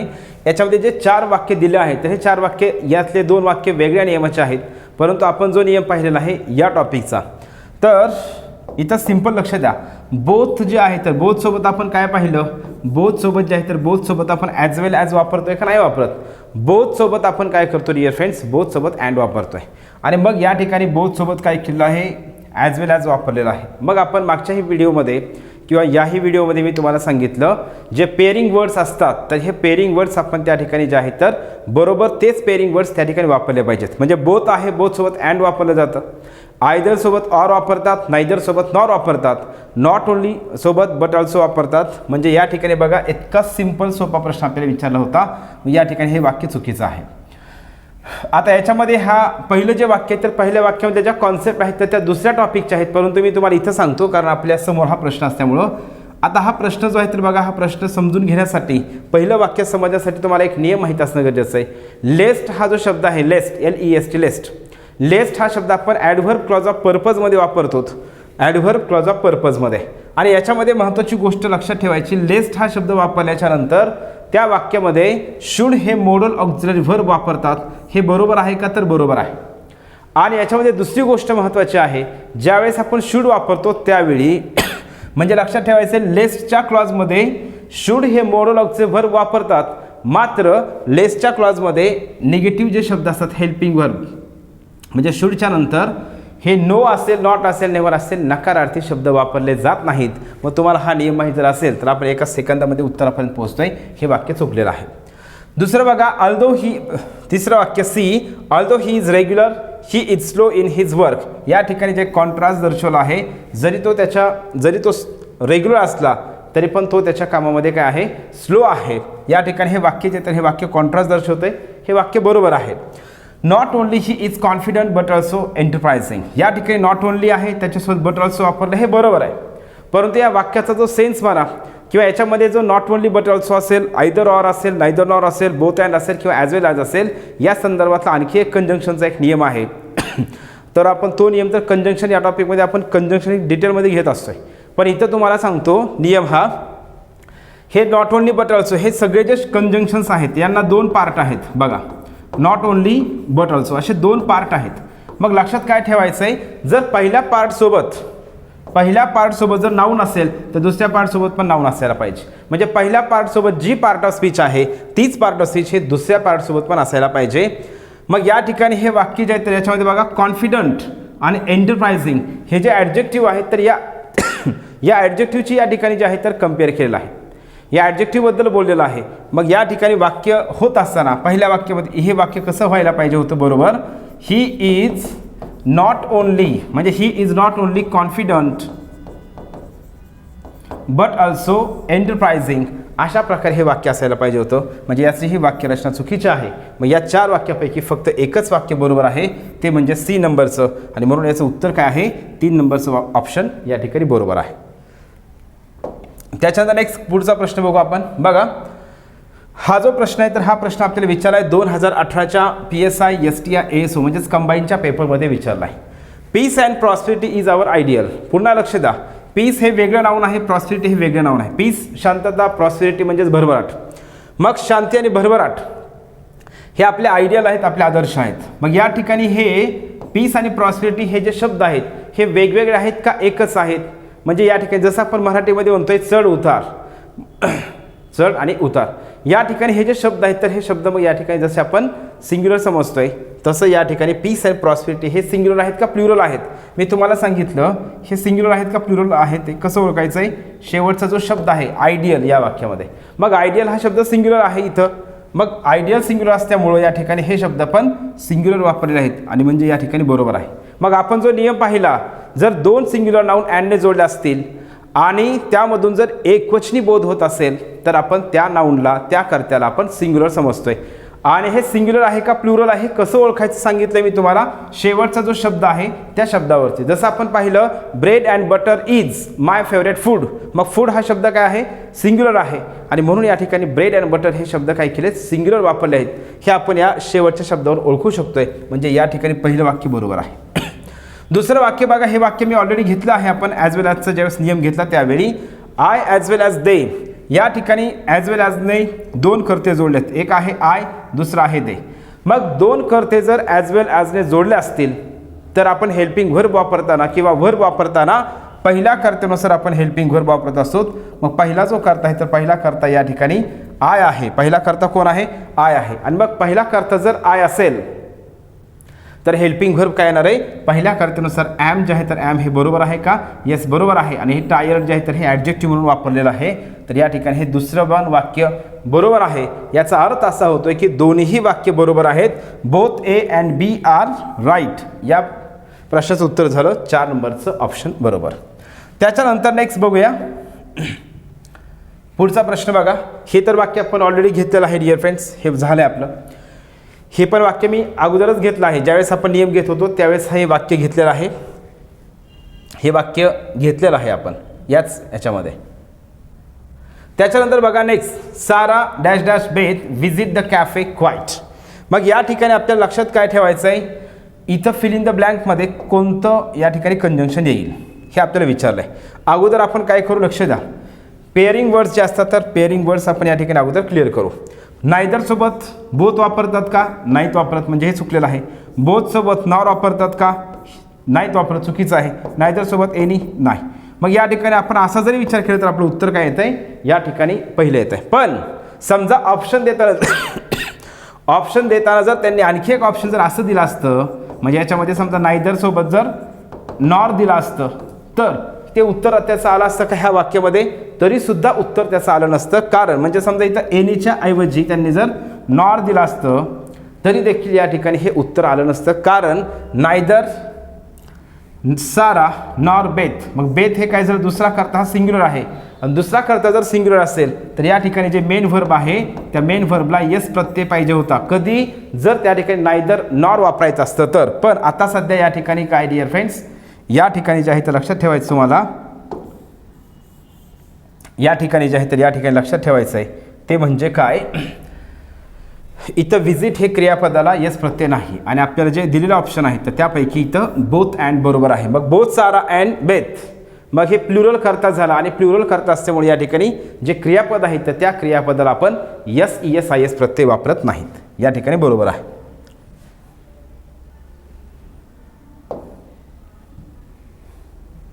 त्याच्यानंतर बघा नेक्स्ट पुढं शी अँड आय हा डिपार्टमेंट PSIला विचारलेला प्रश्न आहे. तशा आपण हे वाक्य अशा प्रकारचं वाक्य घेतलं आहे, शी अँड आय, तो आणि मी.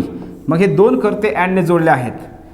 तो आणि मी दोन कर्ते जर सिंग्युलर कर्ते अँडने जोडले असतील तर त्या ठिकाणी आपण त्याला प्लुरल समजतोय. याचं उत्तर काय आहे? याचं उत्तर हे आर आहे. याचं उत्तर काय आहे? Are. She and I are well. ती आणि मी वेल आहेत. मग या ठिकाणी ती आणि मी दोघंजण झाले म्हणून या ठिकाणी त्याला प्लुरल समजतोय. नेक्स्ट बघा, beauty and folly dash dash generally comparisons. या ठिकाणी मग हे ब्युटी आणि फॉली हे दोन शब्द आहेत. पण या ठिकाणी आपला शेवटचा शब्द जो आहे तर या शेवटच्या शब्दावरती समजत असते आपल्याला की ते नेमकं नाऊन जे वापरलेले आहेत, दोन नाऊन अँडने जोडलेले आहेत तर ते सिंग्युलर आहेत का प्लुरल आहेत. तर हे कशावर ठरवायचं आहे? कम्पॅरिझन्स. या ठिकाणी जे आहे तर कम्पॅरिझन्स म्हणजेच या ठिकाणी ते प्लुरल वापरले आहेत आणि म्हणून beauty and folly are generally comparisons. मग या ठिकाणी याचं उत्तर आहे 4 नंबरचं ऑप्शन जे आहे तर 4 नंबरचं ऑप्शन या ठिकाणी बरोबर आहे. त्याच्यानंतर नेक्स्ट बघा, Rama and Hari dash are brothers. आता हा विचारलाय प्रश्न आपल्याला कंबाईन 1992चा जो पेपर आहे या पेपरमध्ये विचारलाय रामा अँड हरी. मग या ठिकाणी डिअर फ्रेंड्स रामा आणि हरी आर ब्रदर्स बरोबर आहे. त्याच्यानंतर नेक्स्ट बघा, the host and the hostess were kind to us. या ठिकाणी अँडने जोडलेले 2 नाऊन आहेत. इथं द होस्ट वेगळा असतंय आणि होस्टेस वेगळं आहे. हे दोन्ही वेगवेगळ्या जेंडरचे नाऊन आहेत. होस्ट मॅस्क्युलिन जेंडरचं नाऊन आहे, होस्टेस हे फेमिनाईन जेंडरचं नाऊन आहे. आणि त्याच्यामुळे या ठिकाणी वेअर जे आहे तर वेअर बरोबर आहे का, तर या ठिकाणी येस बरोबर आहे. Bread and butter is my favourite food. हे आपण घेतलेलं वाक्य ब्रेड आणि बटर, तर हे या ठिकाणी फूड हा शब्द काय करतो या ठिकाणी सिंग्युलर आहे आणि म्हणजेच ब्रेड आणि बटर ही एकच फूड आहे, एकच डिश आहे आणि म्हणून या ठिकाणी डिअर फ्रेंड्स हे पण बरोबर आहे. तर या ठिकाणी दोन्ही वाक्य बरोबर आहेत. मग याचं उत्तर आहे बोथ. करेक्ट विचारलंय ना आपल्याला, करेक्ट सेंटेन्स. येस बरोबर. नेक्स्ट बघा पुढं, choose the correct word choose the correct word from the following to fill in the blank. मग पुन्हा इथं बघा bread and butter dash dash department PSI ला विचारलेलं आहे. मग आता हे वाक्य आपलं झालेलं आहे तर याचं उत्तर काय येणार आहे, इज जे आहे तर इज ह्याचं उत्तर बरोबर आहे. याचं उत्तर काय आहे डिअर फ्रेंड्स, बरोबर इज बरोबर आहे. ठीक आहे, ब्रेड अँड बटर. नेक्स्ट बघा, फिश अँड चिप्स. या ठिकाणी बघा, fish and chips is not my favourite meal. मग फिश आहे, चिप्स आहे. मी तुम्हाला सांगितलंय ज्या ज्या वेळी हे नाऊन अँडने जोडलेले नाऊन असतील आणि ते ज्यावेळेस डिश म्हणून वापरले असतील किंवा फूड म्हणून वापरले असतील तर त्यांना नेहमी काय करायचं आहे, सिंग्युलर समजायचं आहे. म्हणजे या ठिकाणी हे बरोबर आहे. मग बरेच जण इथं कन्फ्यूज झाले. चिप्स म्हणल्याच्यानंतर त्यांना असं वाटलं की त्या ठिकाणी ते प्लुरल झालं, परंतु चिप्स जरी असेल तरी हे या ठिकाणी काय केले, एकच फूड म्हणजे मील म्हणून वापरलेलं आहे आणि म्हणून या ठिकाणी याला काय करायचं आहे, सिंग्युलर आहे तर याला सिंग्युलर समजायचं आहे. Pen and ink has been displayed by the ball point. मग या ठिकाणी pen and ink has been displayed म्हणजे पेन आणि इंक ही जी आहे तर हे बॉल पॉईंटने डिस्प्ले केली जाते. तर या ठिकाणी दोन्हीही या ठिकाणी डिअर फ्रेंड्स बरोबर आहे. म्हणजे इंडिकेट एकच केलं जातं आहे म्हणून या ठिकाणी हॅज बीन बरोबर आहे. Bread and water was the vagrant's staple diet in prison. Staple म्हणजेच काय, मुख्य. वॅग्रंट म्हणजेच काय, भटक्या विमुक्त जे समाज असते, जमात असते तर त्यांना आपण म्हणतो वॅग्रंट. मग या ठिकाणी जे आहे तर हे वॅग्रंट जे आहेत तर वॅग्रंटचं तुरुंगामध्ये मुख्य आहार काय होता, ब्रेड आणि वॉटर. त्यांना ब्रेड आणि वॉटर दिलं जायचं. म्हणजे या ठिकाणी डिअर फ्रेंड्स काय आहे, हे पण वाक्य बरोबर आहे. म्हणजे तीनही वाक्य बरोबर आहेत. याचं उत्तर आहे A, B आणि C करेक्ट. त्याच्यानंतर नेक्स्ट बघा, barley, wheat and rice. Serials धान्य म्हणतो आपण. मग सिरियल्स या ठिकाणी शब्द जो आहे तर आता बार्ली, व्हीट, राईस. बार्ली वेगळं असणार आहे, व्हीट गहू वेगळा आहे, राईस तांदूळ वेगळे. हे तीनही वेगवेगळे सिरियल्स आहेत, धान्य आहेत आणि म्हणून या ठिकाणी निश्चितच काय येणार आहे, आर जे आहे तर आर या ठिकाणी येत आहे. पण याच्यामध्ये असं जर असतं wheat is a serial, wheat is a serial एक जर असतं तर सिंग्युलर हेल्पिंग वर्ब आलं असतं. 20 माइल्स. आता आपण हा पुढच्या लेक्चरमध्ये आपण हा नियम घेणार आहोत. ज्यावेळी वाक्याचा कर्ता हा प्लुरल असतो आणि त्याच्यानंतर वाक्याचा कर्ता हा प्लुरल असतो पण त्यामधून जर निश्चित वजन, निश्चित अंतर, निश्चित रक्कम किंवा निश्चित स्कोर जर व्यक्त केला असेल तर आपण त्याला काय करतो, सिंग्युलर समजतो. आणि या ठिकाणी 20 miles is not a great distance आणि म्हणून या ठिकाणी डिअर फ्रेंड्स काय येणार आहे, या ठिकाणी जे आहे तर या ठिकाणी इज येणार आहे. मग याचं उत्तर आहे आर आणि इज या ठिकाणी बरोबर आहे. त्याच्यानंतर बघा next, my brother and his friend. My brother and his friend commutes every day. यामधलं कोणतं वाक्य बरोबर आहे असा प्रश्न आपल्याला विचारायचा. करेक्ट सेंटेन्स कोणतं आहे. मग माय ब्रदर अँड हिज फ्रेंड. मग या ठिकाणी 2 नाऊन आहेत, अँडने जोडलेले आहेत आणि दोन्हीही नाऊनपूर्वी काही वेगवेगळे काय आहेत डिअर फ्रेंड्स, या ठिकाणी पॉझिटिव्ह ॲडजेक्टिव्ह आहेत. म्हणजे 2 नाऊन अँडने जोडले असेल आणि दोन्ही नाऊनपूर्वी जर पॉझिटिव्ह ॲडजेक्टिव्ह असेल, सेपरेट पॉझिटिव्ह ॲडजेक्टिव्ह असेल तर त्याला आपण अनेक वचन समजतोय. मग वाक्याचा कर्ता हा अनेक वचने आहे आणि म्हणून या ठिकाणी डिअर फ्रेंड्स कम्युट हे जे क्रियापद आहे तर या क्रियापदाला काय, यस प्रत्यय या ठिकाणी असायला पाहिजे. कारण आपण नियम घेतलाय जर वाक्याचा कर्ता हा प्लुरल असेल तर त्या पुढे येणारं जे क्रियापद असते त्या क्रियापदाला आपण यस ES IS प्रत्यय वापरत नाहीत. म्हणजे या ठिकाणी हे चुकलेलं आहे. म्हणजे पहिलं वाक्य चुकीचं आहे. My brother and his friend commit every day. या ठिकाणी क्रियापदाला यस प्रत्यय लावला नाही. याचा अर्थ होतो की हे वाक्य या ठिकाणी बरोबर आहे. मग कोणतं वाक्य बरोबर झालं? Only B is correct. पुढचा प्रश्न बघू आपण.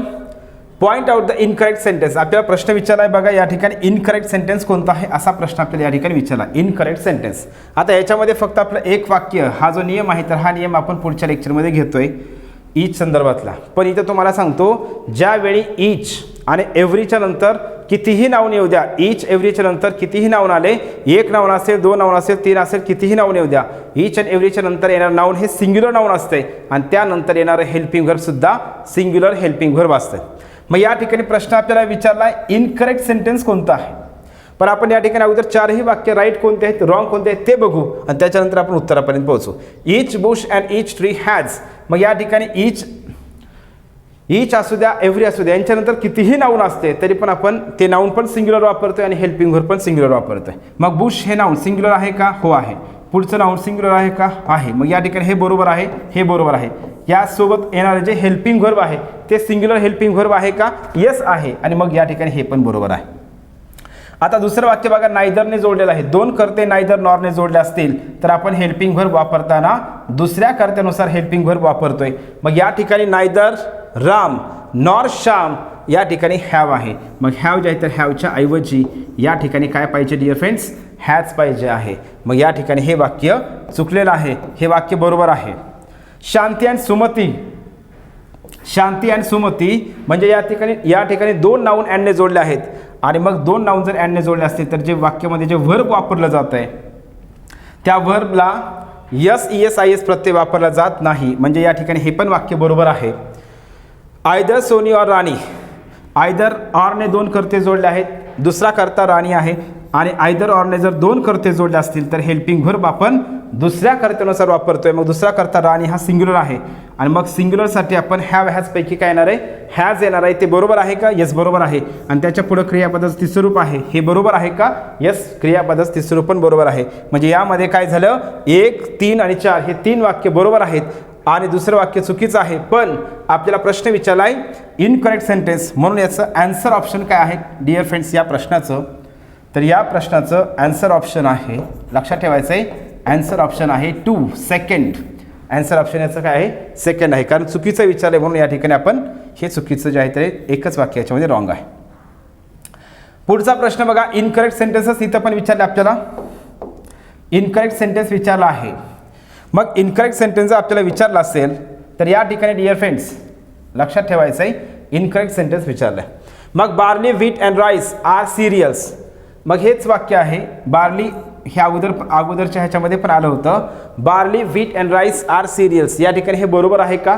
तर 100% बरोबर आहे. कारण हे सिरियल्स म्हणजे धान्य, या ठिकाणी हे 3 वेगवेगळे धान्य आहेत म्हणून या ठिकाणी आर वापरणं बरोबर आहे. त्याच्यानंतर नेक्स्ट बघा, हे वाक्य बऱ्याच पेपरमध्ये आलेलं आहे, हे लक्षात तुम्हाला ठेवायचं आहे. There are eggs and bacon. आता एग्स आणि बेकन हे काय केलं या ठिकाणी लक्ष द्या. मी तुम्हाला सिंपल सांगितलंय, ज्यावेळी एखाद्या फूडचं नाव येतं किंवा ज्यावेळी एखाद्या मिलचं नाव येतंय मग ते फूडचं नाव म्हणजे पदार्थाचं नाव हे डिनरसाठी असेल, ब्रेकफास्टसाठी असेल किंवा लंचसाठी जर वापरलं असेल तर त्याला आपण काय करतो? एक डिश समजतोय, त्याला एक फूड समजतोय. जे आहे तर ह्याला आपण सिंग्युलर समजतोय आणि म्हणून या ठिकाणी याच्यामध्ये काय केलेलं आहे? आर वापरलेलं आहे आणि आर वापरल्यामुळे या ठिकाणी चुकीचं आहे. तर इथं काय पाहिजे होतं डिअर फ्रेंड्स? इज पाहिजे होतं. याच्यामध्ये काय पाहिजे? इज पाहिजे. हे लक्षात ठेवा, इज पाहिजे. त्याच्यानंतर नेक्स्ट बघा,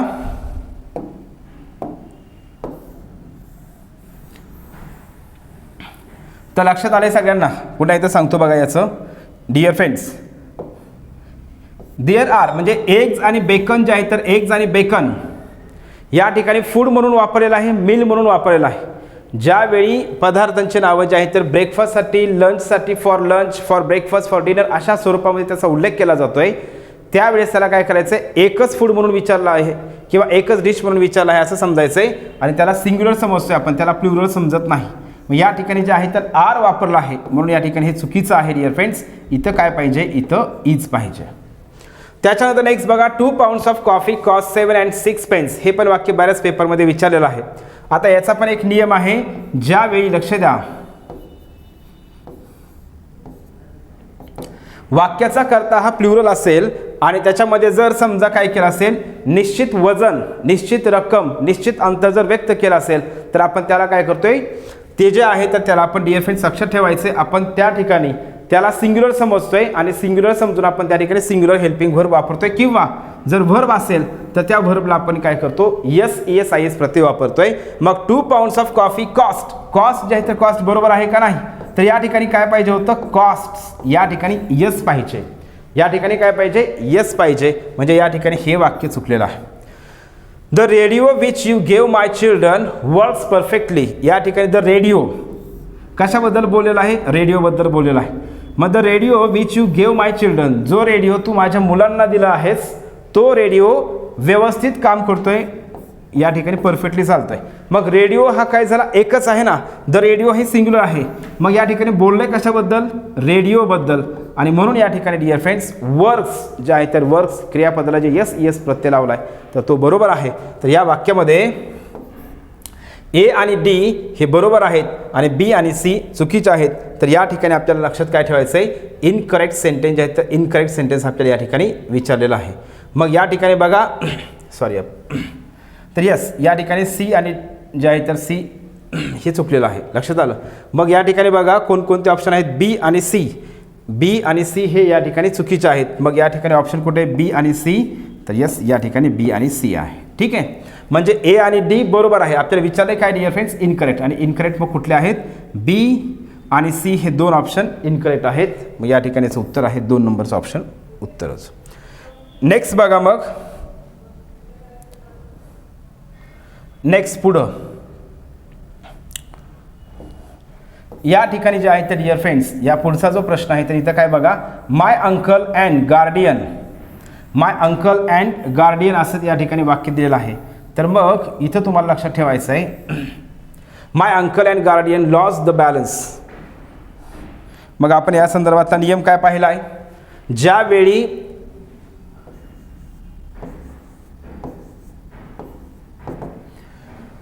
याच्यामध्ये लक्ष द्या, माय अंकल अँड गार्डियन. मग आता इथं अंकल आणि गार्डियन दोन कॉमन जेंडर या ठिकाणी जे दोन नाऊन आहेत, पण या ठिकाणी लक्ष द्या दोनमध्ये एक हा गार्डियन जो आहे तर हा कॉमन जेंडरचं नाऊन आहे, गार्डियन हे कॉमन जेंडरचं नाऊन आहे. मग या ठिकाणी माय अंकल अँड गार्डियन या ठिकाणी काय केलं आहे डिअर फ्रेंड्स, अंकल म्हणजे चुलते, गार्डियन म्हणजे पालक.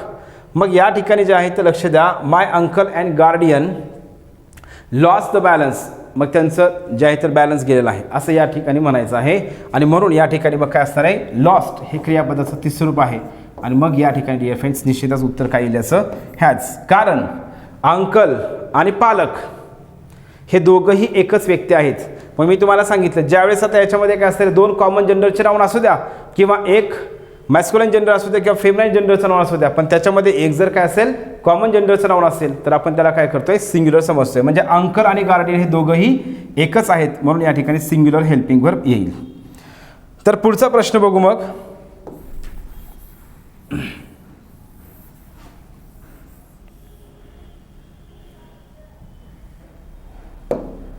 नेक्स्ट बघा, नेक्स्ट क्वेश्चन,